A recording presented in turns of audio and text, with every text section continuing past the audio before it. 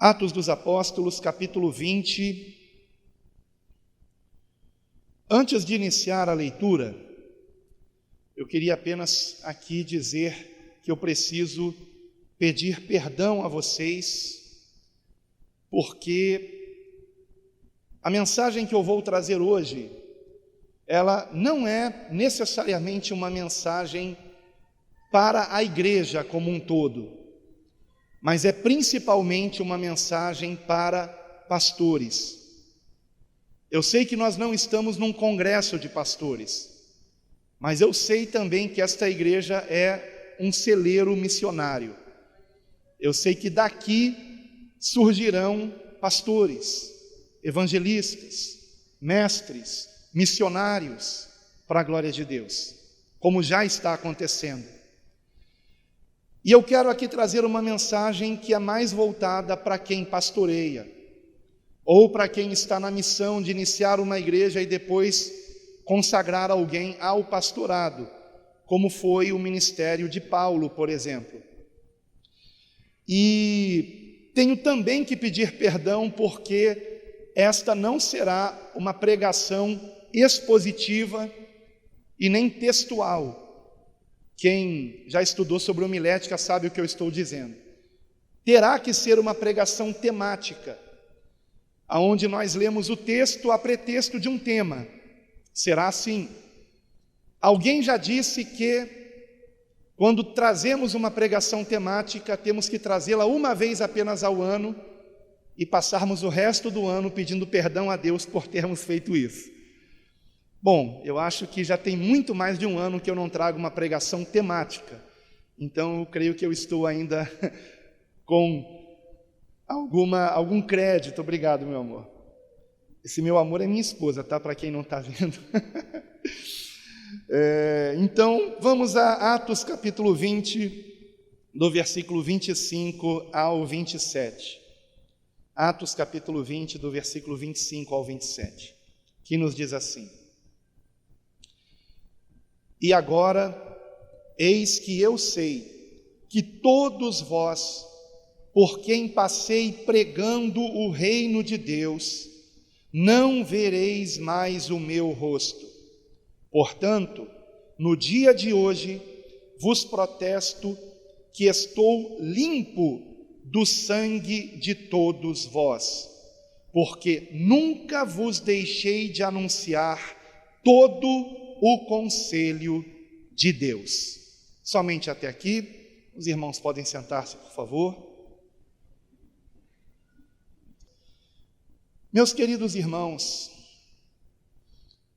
atribui-se a um poeta argentino chamado Jorge Luiz Borges, poeta muito famoso, creio que é o mais conhecido na Argentina, um texto que circula pela internet já há bastante tempo, que na verdade não é dele, me parece que é de outra pessoa chamada Dom Herald, e o nome desse texto, que é um poema, seria Instantes, mas esse poema ficou conhecido como Se Eu Pudesse Viver Novamente, porque ao longo do poema essa frase se repete. O poema começa com essa frase: se eu pudesse viver novamente. E então ele vem dizendo várias coisas que ele faria se ele pudesse viver novamente. Uma delas, por exemplo, eu contemplaria mais entardeceres. Coisa linda que é ver o pôr do sol, não é? Amo ver o pôr do sol. E uma das coisas citadas nesse poema é isto: se eu pudesse viver novamente, eu contemplaria mais entardeceres. E traz uma longa relação de coisas que esta pessoa que escreveu o poema faria se pudesse viver novamente. E o poema termina de uma forma muito chocante, com a seguinte frase: mas já tenho 85 anos e sei que já estou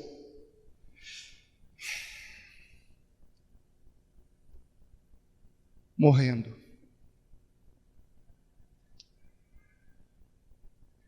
Espírito Santo me trouxe à memória esse poema, irmãos. A primeira vez que eu o li foi num pôster em São Paulo, na casa de uma prima, e ela tinha esse pôster, e na assinatura estava Jorge Luiz Borges, mas não foi ele o autor desse texto, com certeza, desse poema. E ontem o Espírito Santo me trouxe isso à memória, me fazendo refletir, queridos,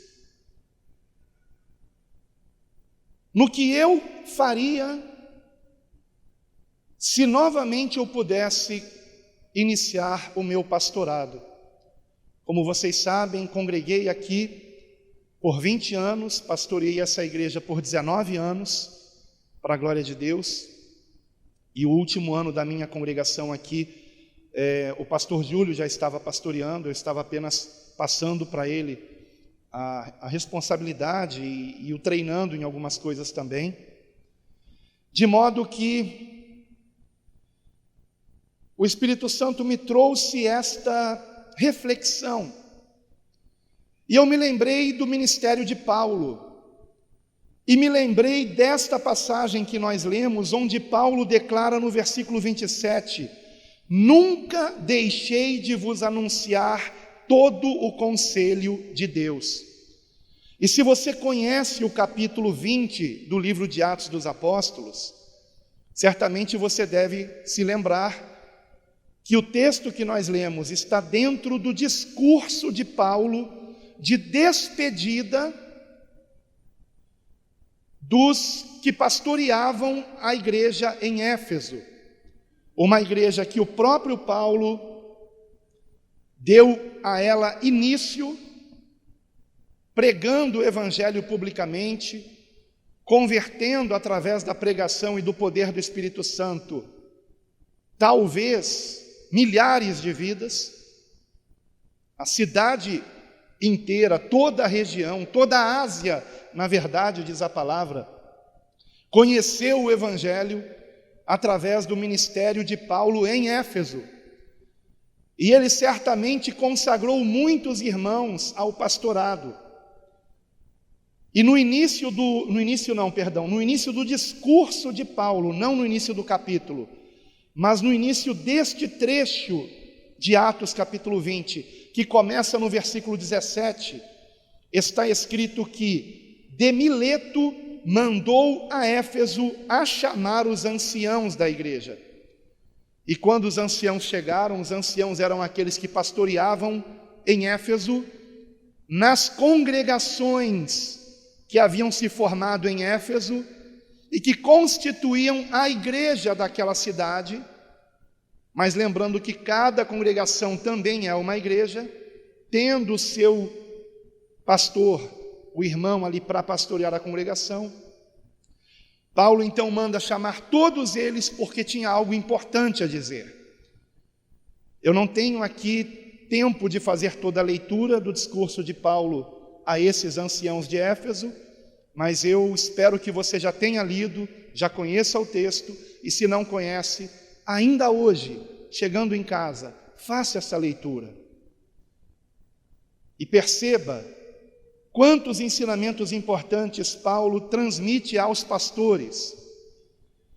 E nestes 3 versículos que nós lemos, do 25 ao 27, Paulo dá a entender que ele não se arrependia de nada, que ele tinha tido ali um comportamento exemplar, de modo tal que ele podia dizer: sede meus imitadores como eu sou de Cristo. Porém, queridos irmãos, embora eu também não tenha deixado aqui, durante todo o tempo que pastoreei essa igreja, embora eu não tenha deixado de vos anunciar também todo o conselho de Deus, ao longo do meu ministério pastoral, há coisas que eu me arrependo, irmãos, não de ter feito, mas de não ter feito. há coisas que eu me arrependo, queridos, e que eu me esforçaria em fazer se eu pudesse pastorear vocês novamente. Eu faria diferente. Eu começaria diferente.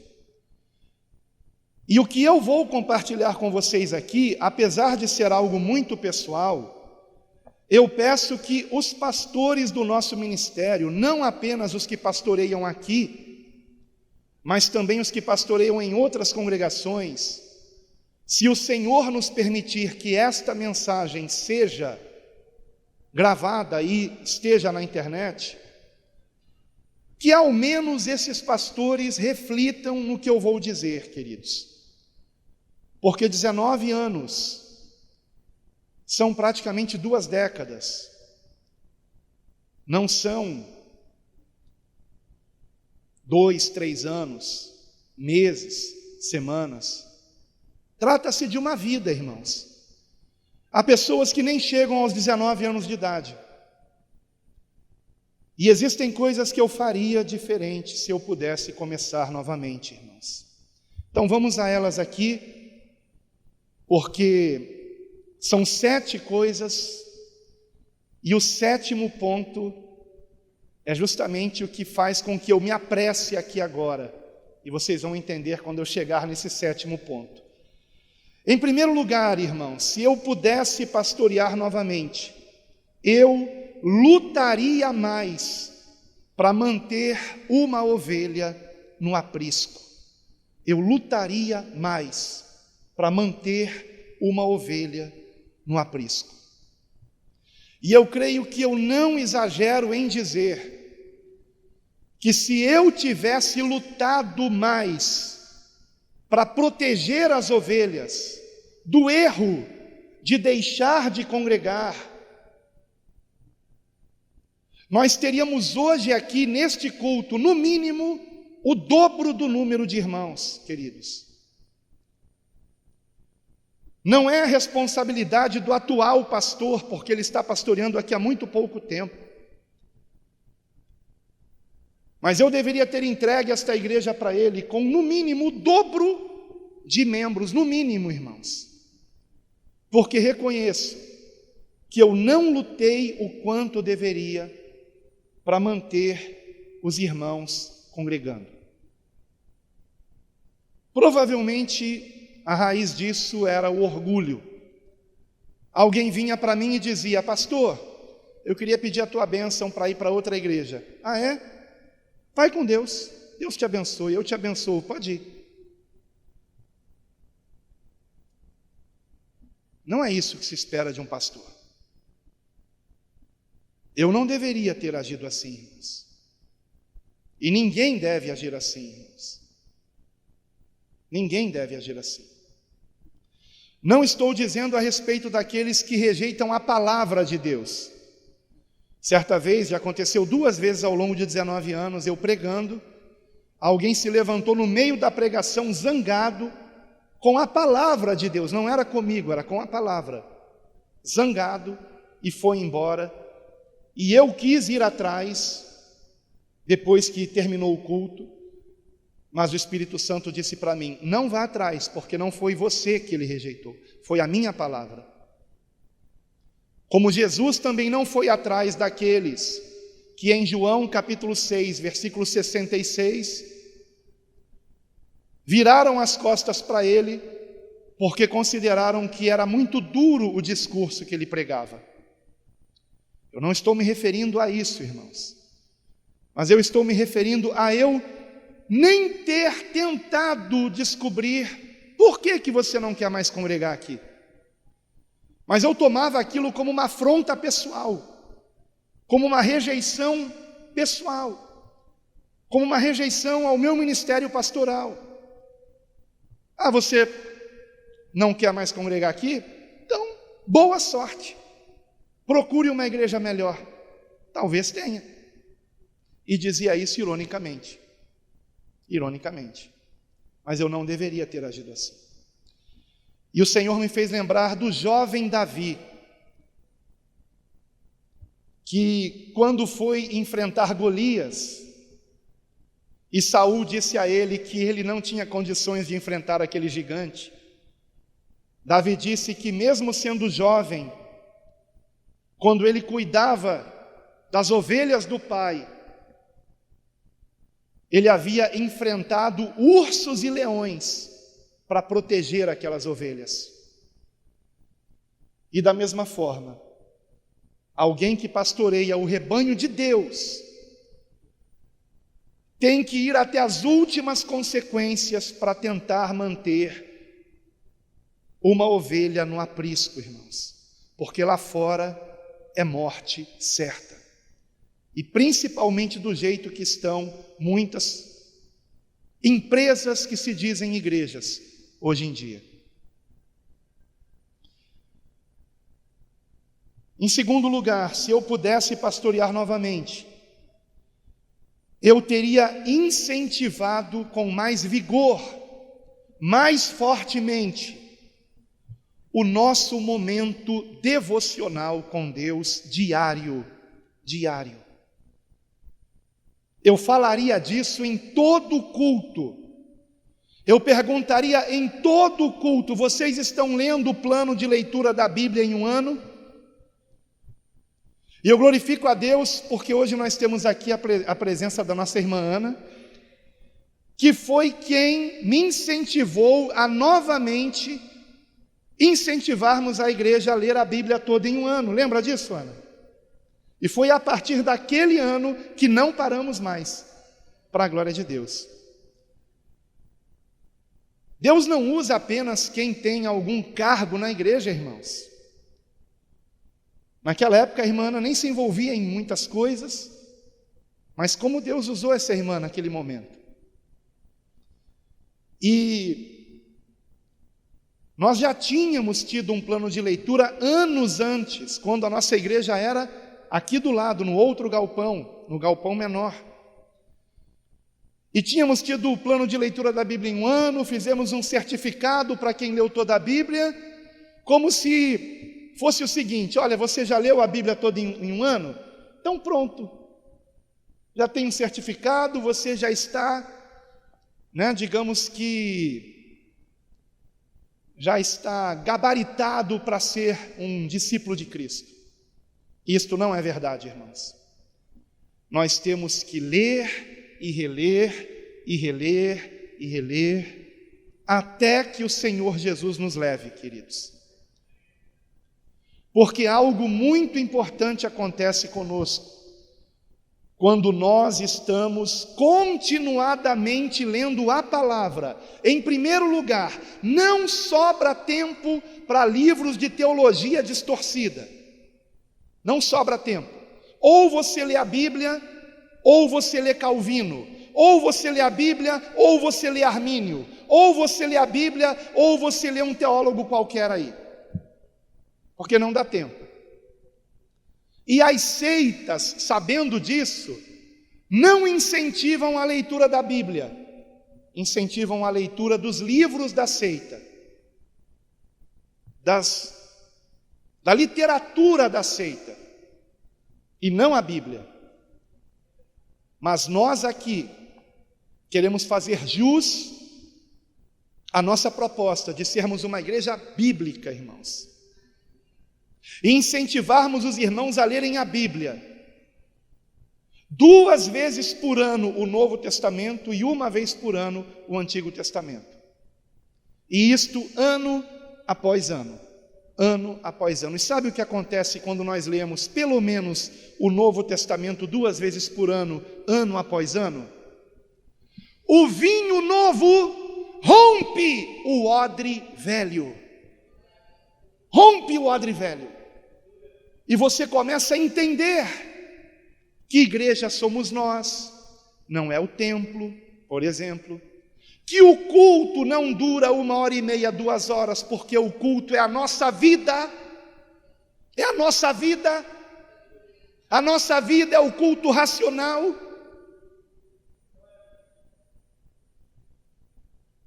Eu não tenho que dar glória a Deus apenas enquanto eu estou aqui. A minha vida tem que glorificar o Senhor. Em tudo, até no comer e beber, como disse Paulo. Em tudo. Então, o vinho novo rompe o odre velho. Nós entendemos que não precisamos de um sacerdote para ser mediador entre nós e Jesus, porque em Cristo todos nós somos sacerdotes, irmãos, porque todos nós temos livre acesso a Deus, e não apenas como o eterno e grandioso, mas como o nosso Pai, o nosso paizinho. Abba, em aramaico, significa paizinho. E Jesus nos ensinou a orar chamando a Deus de paizinho. Que intimidade o nosso Deus quer conosco, amados. A mesma intimidade que um pai quer ter com seu filho. E esse vinho novo está aqui, irmãos, especialmente no Novo Testamento. Não estou desprezando o Antigo, fique bem claro isso. Mas quando você lê continuadamente o Novo Testamento, você vai começando a despertar para a grandiosidade do Evangelho, irmãos, e ser livre, para a glória de Deus. Agora, não pensem que ao dizer que não precisamos de um sacerdote, eu estou dizendo que não precisemos de alguém na função pastoral. Precisamos, irmãos, de pastores, mestres, evangelistas. A igreja do Senhor não é uma bagunça, ela é organizada para nos ensinar o caminho que devemos andar. Primeiramente, através do exemplo destes homens de Deus e mulheres de Deus também. E eu teria, irmão, se eu pudesse pastorear novamente, incentivado muito mais fortemente esse momento devocional que temos que ter em casa, o momento de abrirmos a nossa Bíblia e, a sós com o Pai, fazermos a nossa leitura de confrontação com os nossos pecados em relação ao que a palavra de Deus nos ensina como caminho que devemos andar. E na medida em que nós vamos lendo e relendo, e lendo e relendo, nós vamos sendo transformados, e é doloroso, irmãos, é doloroso. Não pensem vocês que é fácil, por exemplo, para mim trazer essa mensagem aqui, onde eu estou revelando erros que cometi no meu ministério pastoral. E um desses erros foi eu não ter incentivado vocês o quanto eu deveria a respeito não apenas da leitura bíblica diária, mas também da oração diária, a sós com o Pai. A sós com o Pai. Eu sei que vocês devem orar com a família, glória a Deus por isso, mas temos que ter também um momento de oração a sós. E não é para apresentar a Deus uma lista de petições, de, por exemplo, Senhor, me dê saúde, me dê prosperidade, me dê proteção, me dê isso, me dê aquilo, ou então dê emprego para alguém, dê saúde para alguém. Tudo isso é muito importante, sim. Só que buscar o reino de Deus em primeiro lugar é o que realmente importa. E a palavra reino em grego é basileia, que infelizmente foi traduzida como reino.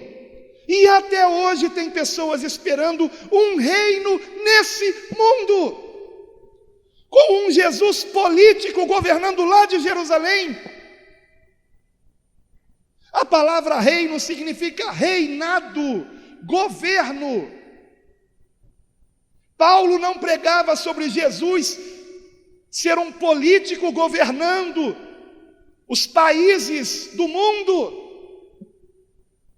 mas sobre o seu governo, o seu reinado em nossas vidas, em nosso coração, de nós sermos obedientes à sua vontade, não por obrigação, mas por amor, por decisão. Eu quero obedecer, Eu tenho prazer em obedecer, porque eu amo o meu Senhor. E o meu prazer é obedecê-lo. Isso é o reino de Deus, queridos, que está em nós. Está em nós.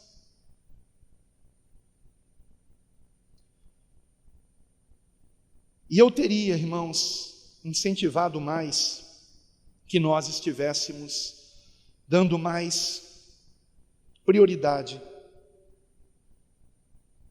para esses momentos de meditação na palavra e de oração, pedindo o quê?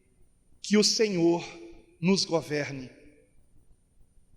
Se você tem tempo de fazer uma oração apenas e curta, você está começando o dia, acordou atrasado, tem que sair às pressas para não chegar atrasado no trabalho, e você só tem tempo de fazer uma oração curtinha, o que você diria a Deus? Eu vou dizer o que eu digo a Deus quando isso acontece comigo. Eu só digo uma coisa: Senhor, que o Teu Espírito Santo me governe. Amém. Porque é tudo o que precisamos, irmãos. E por isso que em Lucas está escrito que o Pai dará o Espírito Santo aos que lhe pedirem. É promessa dele, promessa do próprio Senhor Jesus, que nos disse que o Pai dará o Espírito Santo. Então se pudesse pastorear novamente, irmãos, eu teria incentivado mais fortemente vocês a terem esses momentos a sós e cobraria a vocês. Cobraria. Irmãos, vocês estão tendo esse momento todos os dias? Vocês estão em dia com a leitura bíblica? Isso mesmo, dever de casa, disciplina, irmãos. Isso é discipulado, irmãos.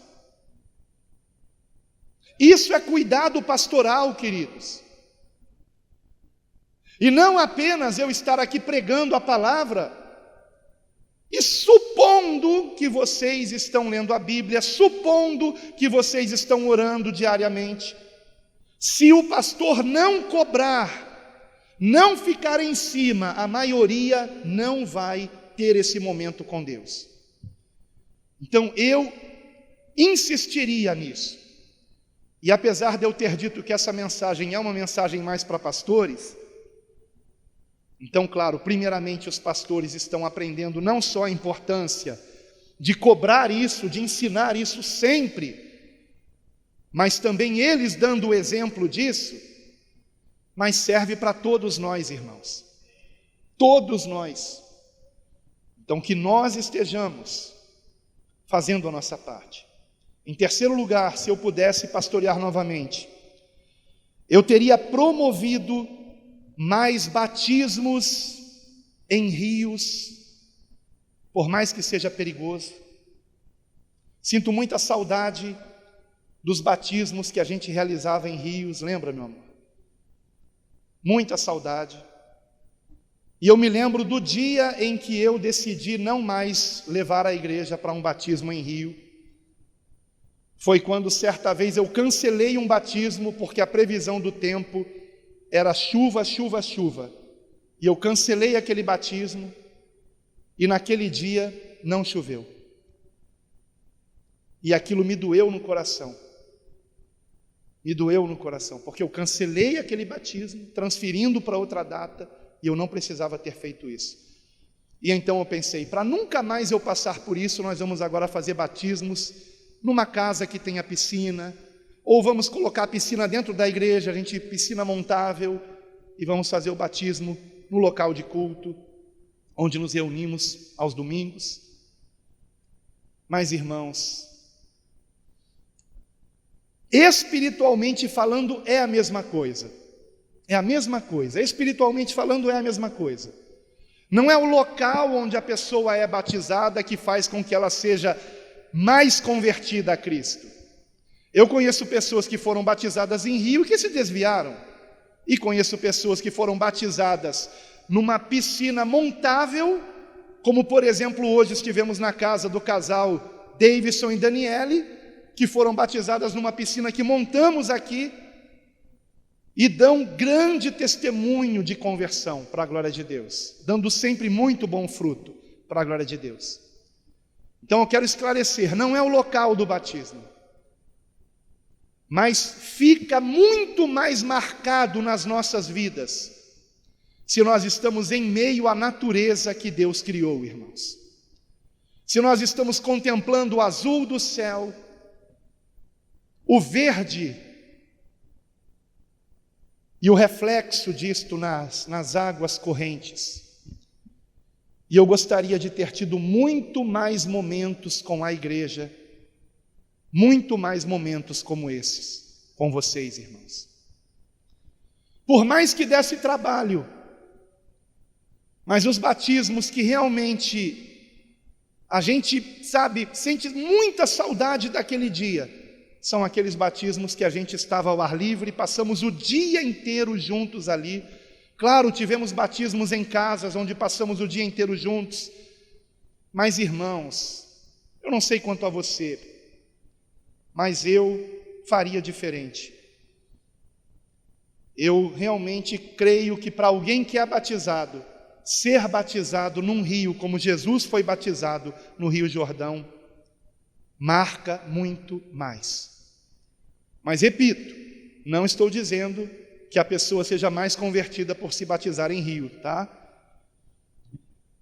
Teria também promovido mais evangelismos em praças, e eu espero que o pastor Júlio não pare com os evangelismos em praças. Ou seja, eu teria promovido mais atividades com a igreja fora das quatro paredes. Mesmo que seja um passeio apenas, sem nenhum compromisso de pregar, de evangelizar, de batizar, como por exemplo, aquele passeio que fizemos no Pico da Tijuca. Atenção! Vai logo! 1,5. 1,5 ali. 2. Ah, não, eu estou filmando, gente. Lembra, Luciana? Lembra, Gugu? Lembra da bússola? Luciana já superou isso, né, Luciana? Glória a Deus. Ah, meu Deus do céu. Esse passeio foi registrado em vídeo. Se esse vídeo for para o YouTube, eu vou colocar aparecendo aqui em cima o link para quem quiser conferir esse passeio. O passeio no Pico da Tijuca, o ponto mais alto do Rio de Janeiro, da cidade do Rio de Janeiro. E a nossa igreja foi lá, para a glória de Deus. E foi um dia inesquecível. Como também o passeio no Museu Nacional, na Quinta da Boa Vista. A salvação tem me alegrado, hoje agora em meu coração, com meu canto te louvarei, eu te louvarei, te glorificarei, eu te louvarei, meu bom Jesus. E glória a Deus que nós fomos naquele museu antes que ele pegasse fogo, né? Eu já tinha ido várias vezes, desde criança. De criança não, de adolescente. Mas foi algo inesquecível também, inesquecível. E eu me arrependo de não termos feito mais passeios assim. E eu creio que qualquer pastor, depois de mais de uma década, pelo menos, talvez duas, como é o meu caso, pastoreando, também, olhando para trás, vai se arrepender de não ter feito mais batismos em rio, de não ter feito mais evangelismos com a igreja na praça, com louvores na praça. E o pior é que quando for proibido, aí a igreja vai querer fazer, aí vai ser tarde demais. E hoje ainda temos essa liberdade e não estamos valorizando isso. E talvez por isso o Senhor permita que seja proibido, irmãos, para aprendermos uma lição. E todo pastor que olhar para trás, do que ele se lembrará? Não dos cultos que a gente faz aqui às quartas e domingos, irmãos, mas destes momentos, destes momentos. Então, se eu pudesse pastorear novamente, eu promoveria mais atividades fora das quatro paredes. O máximo que eu pudesse, irmãos. O máximo que eu pudesse. Certa vez, os irmãos da igreja de São Paulo, quando ainda congregavam no Jabaquara, agora estão congregando no bairro do Ipiranga, o pastor esqueceu a chave do local de culto e o outro pastor também esqueceu. E eu não me lembro se tinha uma terceira pessoa também com a cópia da chave, também esqueceu. E o que eles fizeram? Os irmãos foram chegando, não tinha como abrir o local. Então disseram, vamos fazer o seguinte, tem uma praça aqui perto, vamos fazer o culto na praça. E fizeram o culto na praça. E depois o pastor Roberto colocou lá no grupo de pastores, acho que na época ainda era o WhatsApp, não lembro se já era Telegram, e colocou lá, irmãos, foi maravilhoso. E eu disse para ele, por favor, esqueçam a chave mais vezes. Mas que eu saiba, nunca mais fizeram culto na praça. Eu não consigo entender isso, irmãos. Se foi mais maravilhoso fazer o culto na praça, por que então não continuar fazendo na praça? Ou pelo menos que uma vez no mês seja lá na praça. Então eu me arrependo, irmãos, de não ter promovido mais atividades ao ar livre com vocês. E peço perdão por isso. Em quarto lugar, se eu pudesse pastorear novamente, eu teria, eu mesmo, liderado mais visitas a orfanatos e asilos. Eu mesmo. Dando o exemplo para vocês. Ah, pastor, mas o senhor durante muitos anos liderou o Projeto Amor, indo a moradores de rua. E é verdade, mas o Projeto Amor não é para toda a igreja, não dá para todos irem. É muito perigoso mulheres estarem fazendo esse trabalho com moradores de rua, porque de uma hora para outra eles podem querer agarrar uma de vocês, eles podem confundir as coisas. Quando eu conheci minha esposa, nós dois juntos fazíamos esse trabalho, sem que o pastor precisasse mandar. Nós evangelizávamos moradores de rua e um deles, apelidado de China, se apaixonou pela minha esposa, se apaixonou por ela. O outro morador de rua, que era o que liderava o grupo, lá na Praça 15, no Rio de Janeiro, que tinha o apelido de Tio Joe, foi que me contou: ô Alan, o China está apaixonado pela sua esposa, e agora? E agora que vem só eu aqui fazer esse trabalho, né? E a partir daquele dia só eu comecei a fazer o trabalho e minha esposa ficava só em oração. Então, irmãos, visita a orfanatos e asilos é algo que nós deveríamos fazer mais vezes, irmãos. O que vamos dizer ao Senhor se na palavra está escrito em Tiago 1:27 que a religião pura e imaculada para com Deus é esta: visitar os órfãos e as viúvas nas suas tribulações e guardar-se incontaminado deste mundo. Nós procuramos fazer apenas a segunda parte, nos guardarmos incontaminados desse mundo, e nem procuramos saber quantos orfanatos tem aqui em São Gonçalo, quantos asilos tem aqui em São Gonçalo. E às vezes, com a desculpa seguinte: os kardecistas já estão indo lá, os católicos já estão indo lá, eu sou salvo pela fé. Irmãos, nós somos salvos pela fé, mas a fé sem obras é morta. E a verdadeira religião se resume no que Paulo escreveu, que a fé opera pelo amor. O resultado da fé tem que ser o amor, e não é um amor apenas de boca, apenas de palavra. Vamos orar pelos órfãos, vamos orar pelas viúvas. Eu esqueci de incluir os hospitais também. Orfanatos, asilos, hospitais.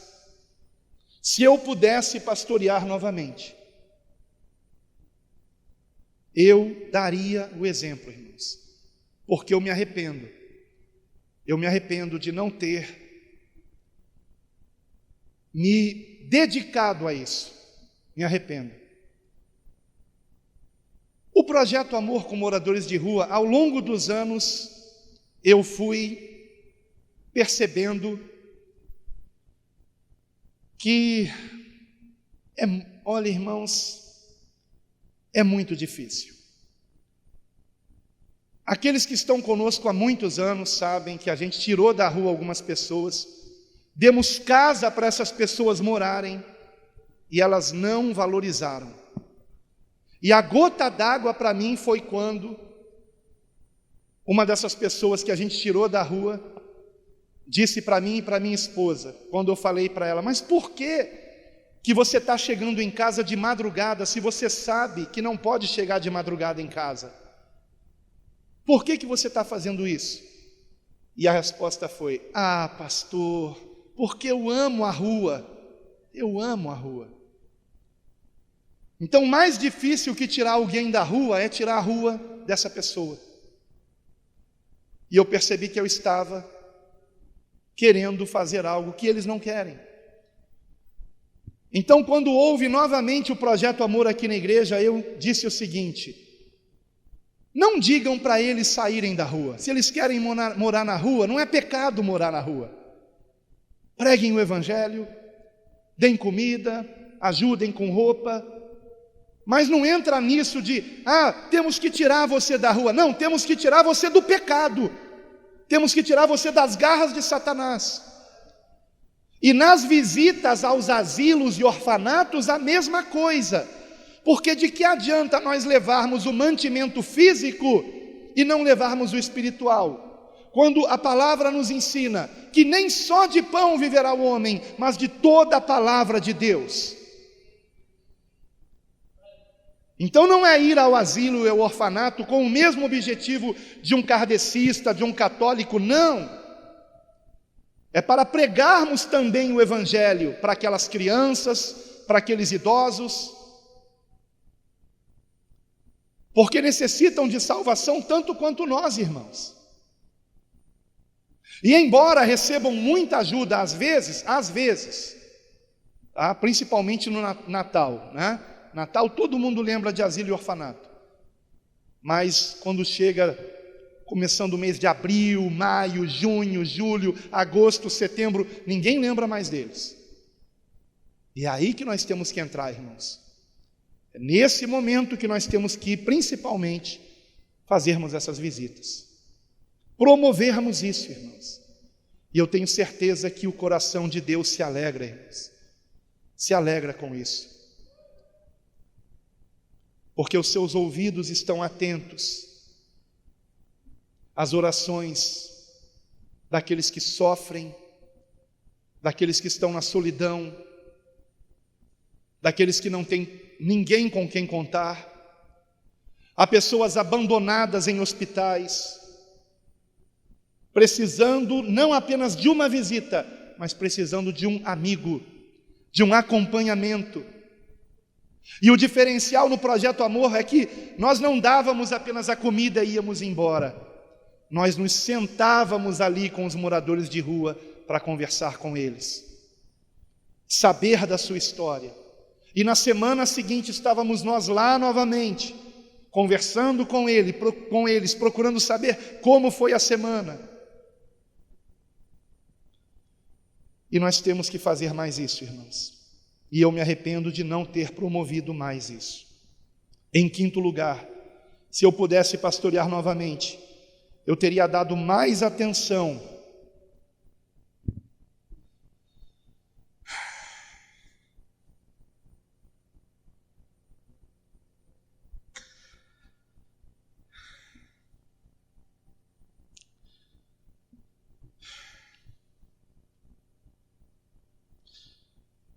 eu teria dado mais atenção aos meus filhos e realizado mais cultos domésticos.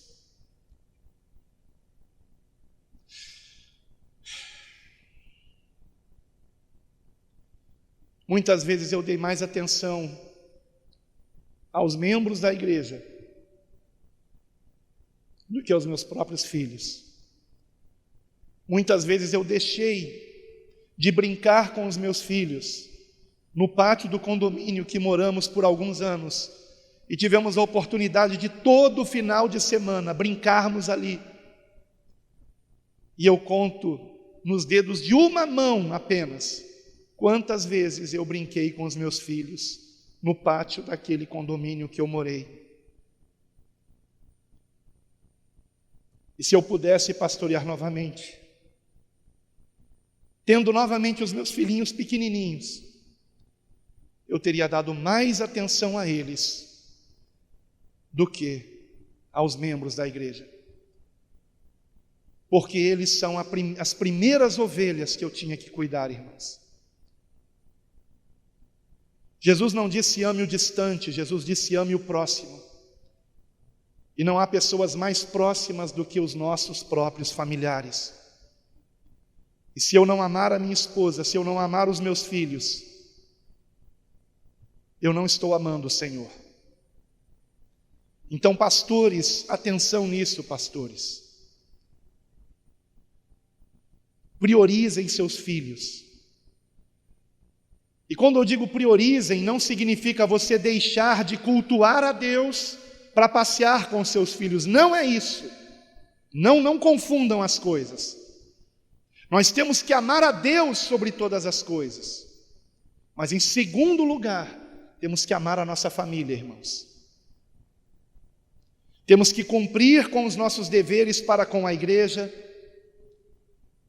fazer tudo com zelo, mas não podemos deixar de passear com a esposa, de brincar com os filhos, de termos esses momentos com eles. Porque, irmãos, quando paramos para lembrar de quando eles eram crianças, nós só vamos lembrar dos momentos que tivemos de alegria com eles. E eu lamento que eu tenha tido poucos momentos com os meus filhos, irmãos. E eu creio que é por isso que a maioria dos filhos de pastores são desviados, porque há neles uma revolta em relação à igreja, porque o pai dava mais atenção para a igreja do que para eles. E não podemos ser assim, irmãos. E eu me arrependo. E hoje, meu filho caçula já é um homem. E se eu disser para ele, filho, vamos jogar bola? Ele vai falar, qual é, velho? E sai para lá. Né? Então, que sirva para todos isso também, irmãos. E a realização de cultos domésticos. Nós temos os cultos aqui, às quartas, aos domingos, às vezes aos sábados também, mas precisamos ter cultos com a família. Se a sua família é convertida, se você não tem em casa nenhum entrave para você se reunir com a família e cultuar ao Senhor, faça isso. Acostume a sua família a orar com você, a ler a Bíblia com você, a cantar a Deus com você. E não apenas aqui, irmãos. Porque esses momentos não são um produto que precisa de uma placa escrito igreja evangélica para acontecer. Quando nós viemos aqui cultuar, para uma criança é como se estivéssemos cumprindo uma obrigação. Como a obrigação que eles cumprem de ir para a escola. Mas quando espontaneamente nós dizemos, vamos fazer um culto ao Senhor, então eles entendem que a nossa vida tem que ser um culto ao Senhor, em qualquer lugar e em todo tempo, para a glória de Deus. Em sexto lugar, se eu pudesse pastorear novamente, eu teria realizado mais reuniões de oração com o ministério, ao invés de apenas reuniões com o ministério. Entenderam a diferença? Quantas reuniões eu fiz aqui, convocando pastores, evangelistas, diáconos, responsáveis por ministérios da igreja, para tratar de problemas, aonde em 90% do tempo eu falava, e os outros 10% ou 9% os irmãos falavam, e 1% desse tempo era para oração. Quando na verdade eu deveria trazer uma lista de problemas e dizer: irmãos, nós vamos agora, como ministério dessa igreja, nós vamos orar por esses problemas todos aqui, e o Espírito Santo vai nos dar a solução. Então eu me arrependo, irmãos, de ter tomado o tempo de vocês tantas vezes para longas reuniões, que poderiam sim ter sido longas, mas para nós orarmos. E já imaginaram se tivéssemos agido assim desde o início desse ministério, irmãos? O quanto mais longe teríamos ido em ganhar almas para Cristo, em vermos vidas edificadas em Cristo, irmãos, se priorizássemos mais as orações do que as falações. Falar mais com Deus do que estarmos debatendo os problemas da igreja. Não estou com isso dizendo que não temos também que conversar sobre esses problemas, mas primeiramente orar e orar e orar. E em algumas ocasiões, ou no sentido de que para a igreja, eu acho até que em todas as ocasiões, aliar essa oração ao jejum também. Eu teria promovido mais jejuns também com a igreja. Eu teria cobrado mais da igreja que no mínimo um dia na semana os irmãos jejuassem por pelo menos 12 horas. Toda a igreja. Orando para que o Senhor nos encha do Espírito Santo, nos transforme, nos faça abandonar o pecado e viver para a sua glória. E eu me arrependo de não ter feito isto muitíssimas mais vezes do que as pouquíssimas que eu fiz, irmãos. Estou falando de mim, tá, irmãos? E talvez o que eu esteja falando de mim ajude os demais pastores do nosso ministério a não cometerem os erros que eu cometi. Agora, pode ser também que alguns pastores não concordem que eu tenha errado nesses pontos, mas estou abrindo o meu coração, irmãos. E em 7º lugar, eu me esforçaria mais para pregar com menos agressividade, porque reconheço que por causa do meu temperamento sanguíneo, por muitas vezes eu gritei pregando, esbravejei pregando. Rosa às vezes dizia para mim: meu amor, você tem que ver a sua cara quando você está zangado no púlpito. E eu digo para ela: é por isso que eu não assisto as minhas pregações. Eu nem quero ver. Nem quero ver. E eu me arrependo disso, irmãos. Certa vez um irmão me deu um conselho com uma ilustração. Ele disse o seguinte: pastor, nós temos que alimentar os pombos, mas se eu não jogar o milho com suavidade, se eu jogar o milho com força, com raiva, ao invés de alimentar os pombos, eu estou espantando os pombos. E quando ele falou aquilo, eu disse: eu entendi, obrigado, mas não pratiquei o que ele ensinou. E continuei pregando com agressividade.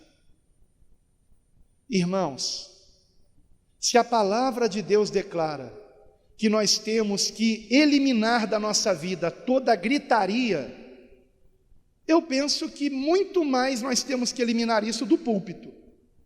Muito mais do púlpito. E eu me arrependo, irmãos, não do que eu preguei, porque, como disse Paulo, nunca deixei de vos anunciar todo o conselho de Deus. Mas eu não acredito que Paulo ensinasse essas coisas de Deus, gritando, esbravejando. Não creio que fosse assim. E o próprio Senhor Jesus, a respeito dele é dito que não se ouvia a sua voz gritando nas praças. Ele não gritava ao ensinar a palavra. O Sermão do Monte, inclusive, ele pregou sentado. Sentado. Em Mateus capítulo 5. Eu não consigo imaginar alguém sentado gritando ao ensinar alguma coisa. Então não sigam esse mau exemplo que eu dei, porque esse mau exemplo que eu dei foi influência de um pastor que eu gostava muito antigamente, que até hoje ainda prega gritando, esbravejando, mas essa não é a vontade de Deus em Cristo Jesus. Tanto é que infelizmente hoje esse homem prega outro evangelho, fazendo as pessoas buscarem a Deus por interesse de coisas materiais. Antigamente não pregava outro evangelho, mas pregava gritando, esbravejando. E embora alguns achassem divertido esse jeito do pastor Alan, eu tenho certeza que o Espírito Santo não achava nada divertido. E eu creio que algumas pessoas devem ter deixado de congregar conosco por causa disso. Então, se eu pudesse pastorear novamente, eu tomaria o cuidado de não esbravejar, gritar, ficar zangado pregando, porque isso não é produtivo, irmãos, não é. E também eu me esforçaria para pregar em menos de 45 minutos. Em menos de 45 minutos. Como no início do meu ministério, que eu gravava as pregações em fita cassete, e as fitas cassete eram de 90 minutos, 45 minutos de cada lado. Há crianças aqui que não vão nem saber o que é uma fita cassete. Depois pergunte para o papai o que é uma fita cassete e que relação há entre uma fita cassete e uma caneta Bic, né? Isso aí, Salacel. Isso aí.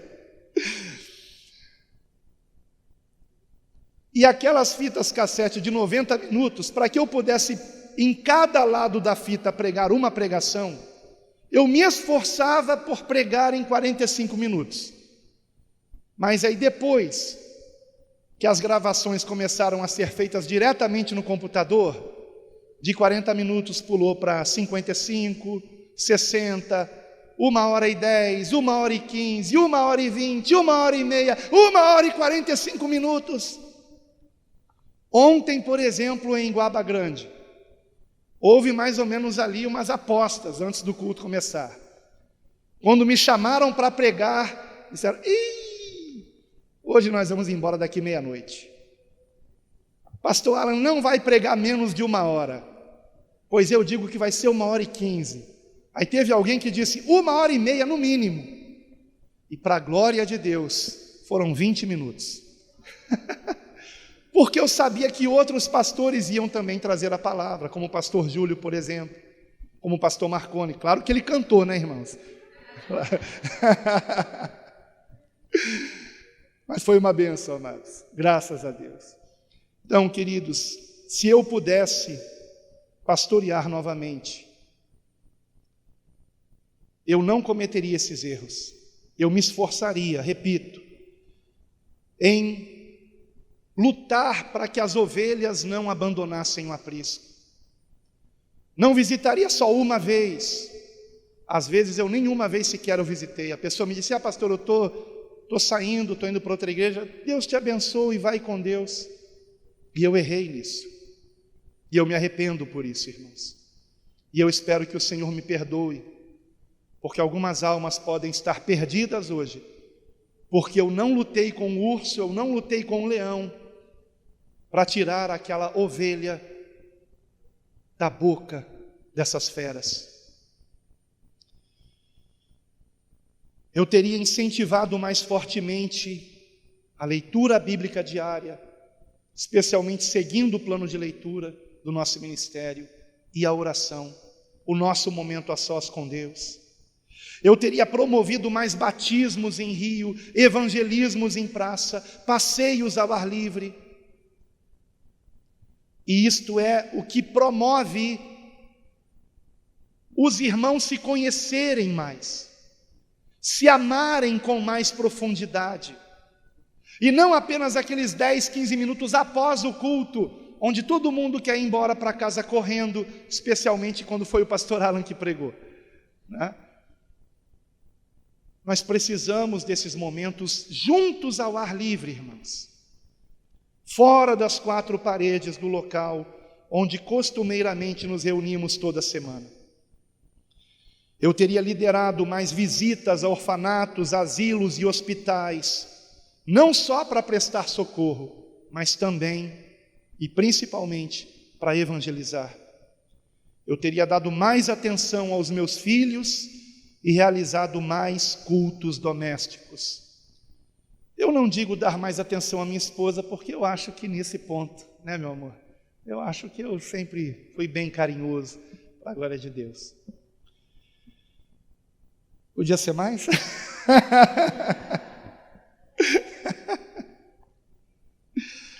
Eu teria realizado mais reuniões de oração com o ministério, ao invés de apenas reuniões com o ministério. E para ser bem sincero, eu não me lembro de nenhuma vez que eu tenha agendado uma reunião com o ministério apenas para nós orarmos. Você lembra, meu amor? Eu não lembro de nenhuma. Nenhuma. E isso eu não sou Boris Casoy não, mas isso é uma vergonha. É uma vergonha. E finalmente, como eu disse agora no final, eu teria me esforçado mais para pregar com menos agressividade e em menos de 45 minutos. Porque longas pregações, nem todos estão prontos para suportar, irmãos. Há novos convertidos que não aguentam uma mensagem com mais de 45 minutos. E nós temos que ter misericórdia desses irmãos. Então, amados, eu sei que hoje foi diferente, talvez tenha sido mais uma palestra num congresso para pastores, do que realmente uma pregação num culto de domingo à noite.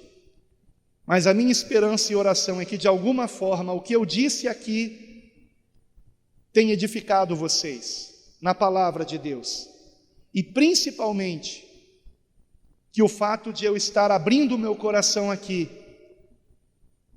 deu exemplo para vocês também fazerem um autoexame, para que vocês também estejam olhando um pouquinho para trás, porque embora nós tenhamos que dirigir olhando para frente,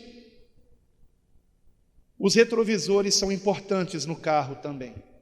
E de vez em quando nós temos que olhar para trás, mesmo quando não estamos dando marcha ré, temos que olhar para trás e aprendermos com os pontos da estrada pelos quais já passamos. E onde cometemos erros, nós temos que procurar acertar e não persistir no erro. E se há algo que eu possa transmitir para os meus queridos irmãos que hoje estão pastoreando e que amanhã virão pastorear, é que reflitam nestes 7 pontos que eu compartilhei com vocês aqui, antes que seja tarde demais. E eu creio que o Senhor me levou para tão distante, para um lugar tão solitário, para que nos últimos meses eu pudesse refletir sobre tudo isso. E não que eu tenha 85 anos e vá morrer, mas eu estou realmente numa nova fase. E eu sei que agora a missão é outra. E eu espero que os pastores não cometam os erros que eu cometi.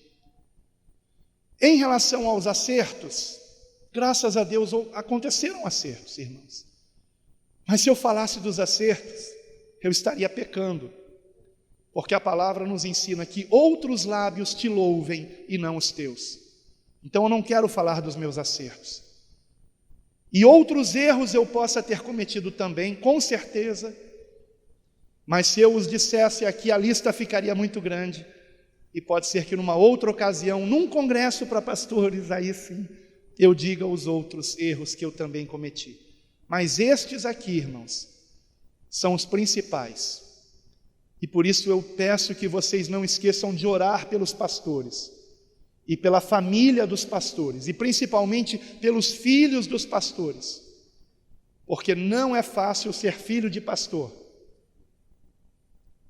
e também não é fácil ser esposa de pastor, e muito menos ser pastor. Então amem seus pastores e orem por eles. E quando eles errarem, eu espero que vocês os perdoem, como eu também espero que vocês me perdoem por esses 7 erros que eu cometi aqui ao longo do meu ministério. Oremos, irmãos.